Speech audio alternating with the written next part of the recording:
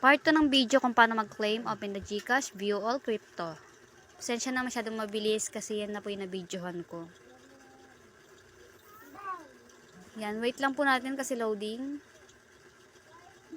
Wait lang po natin siya magbukas.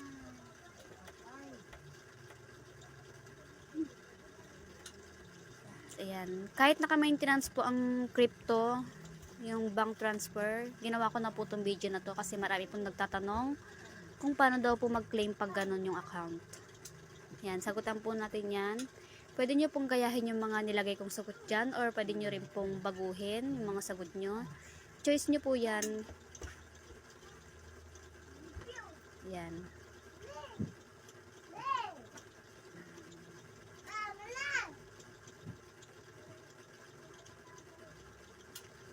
Wait lang po natin. Click po natin I have read. Ayan. Go to crypto. Loading. Ayan po siya. Habang naglo-loading. Tapos may lalabas po siya dyan yung maintenance po siya. Nabubulol. Ayan, maintenance po siya. Pero okay lang. Makapag-upload lang ng video kasi po marami pong nagtatanong. Ayan, click mo po yung market. Hanapin po natin yung World Coin. WLD. Ayan.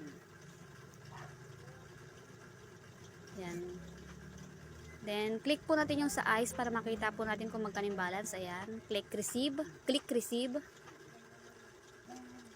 Lalabas po dyan yung QR code natin or yung ating, ayan, yung address. Click send. Ayan po tayo sa kabilang CP, yung may world app. Scan. Click max.